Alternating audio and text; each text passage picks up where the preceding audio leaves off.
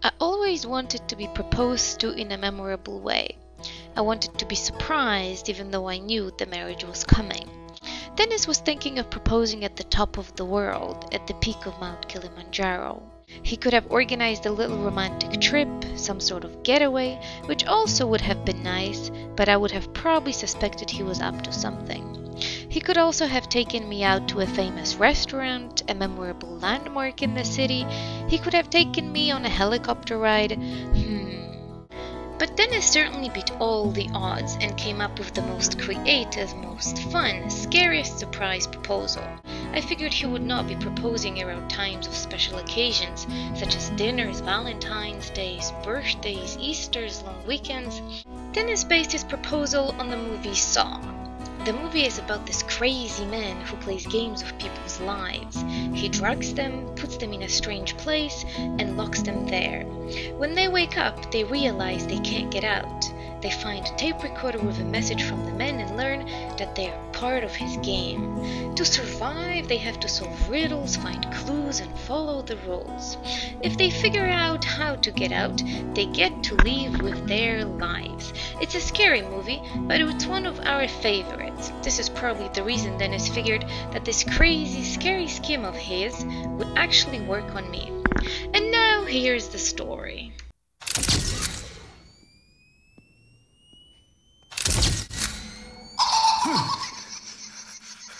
Who is that? Who's in there?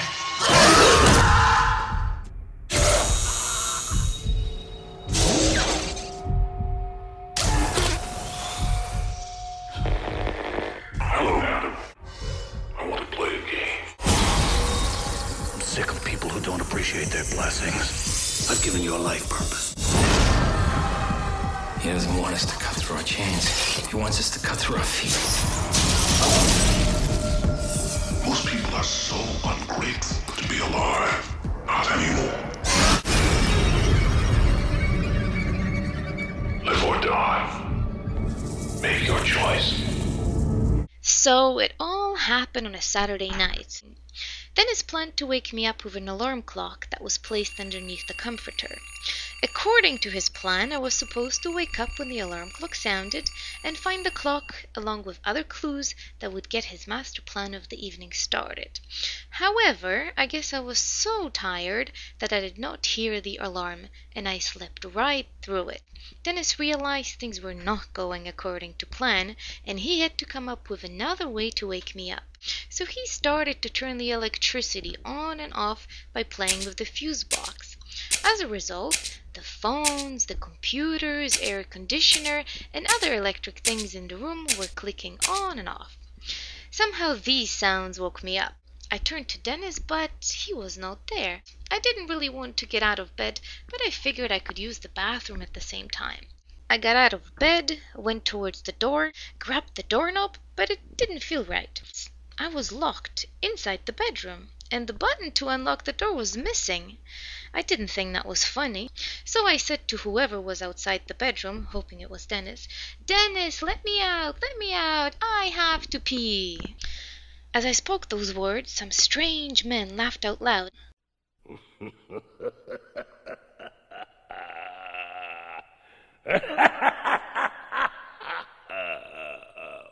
With that evil laugh, he sounded 6 feet tall, big, evil, violent. All I could hear was some spray painting going on.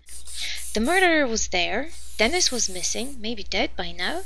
The murderer was vandalizing our apartment, and as soon as he's finished, he will come into the bedroom, torture me, maybe even kill me.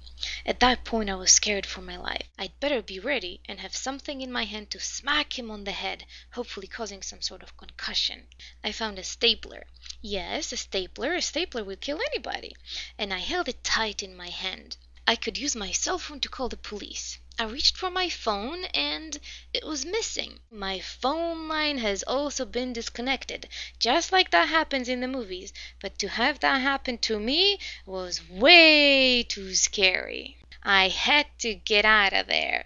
Out the window. Yes, I can get out the window, I thought. Half my body out the window, ready to run and call for help. And so I said for the last time, "Dennis, if that's you, you'd better say something because I'm out the window and calling the police." By then, Dennis too was freaking out. So in a funny, semi-scary voice, he whispered, "Look under the covers! Look under the covers!" I was relieved. No murder, no torture, no death, no scary ending. And to think I was climbing out the window with a stapler in my hand.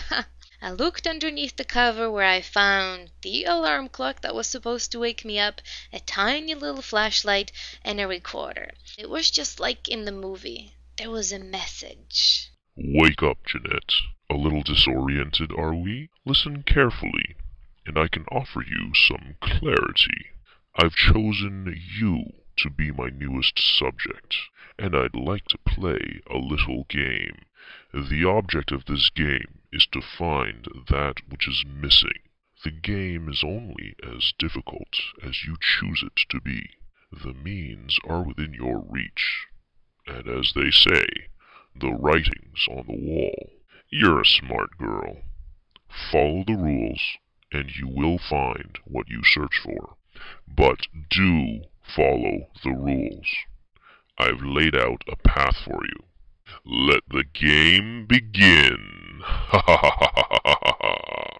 Messages are written on the walls, I thought, but I heard the spray painting going on outside in the living room. Anyways, I had a flashlight, so I figured I would use it. I lit my way around the room. As I shone the flashlight on the bedroom walls, I started seeing writing on the walls. Wow, I thought, I never saw this here before. The entire apartment was written and painted over with invisible paint and markers. All of the walls in the apartment have paintings and messages written on them. You cannot see anything in the daylight. You cannot see anything with the regular light. You can only see those things with a special black light. There were messages behind pillows, behind pictures and diplomas. One of the last messages I found said, "Where the air is wet, where the air is pure, that's where you'll find the cure." The air being wet, that was the humidifier. The cure, that was the screwdriver, so I could unscrew the doorknob and get out. So I opened the door and heard scary music just like in the movie. And the entire apartment was filled with thick, wide fog. All that spray painting that I heard before was actually Dennis making the fog. It took over an hour to fill the whole apartment with that fog. The fog was so thick I could not see even as far as arm's length. Scary music, fog, and more messages written on the walls that I could only see with the black light of my flashlight. Messages on the walls turned into a story of how we met, how we fell in love, how we learned good and bad things about each other, about our trips, adventures. It took a while to read all that. The last thing I had to read was a poem, a sonnet. At the end of the poem, in tiny writing, was a line that said, "Follow the light." As I read that, a laser light came from behind me, reflected on the little mirror glued to the wall in front of me, and traveled to another wall behind me. As I followed the light and turned around, 2 big black lights went on and lit up the entire living room wall. And what I saw was a huge painting on the entire wall. The painting had sunshine and the rain, daytime and nighttime, representing for better or for worse. In the middle of the wall, there was a big mountain.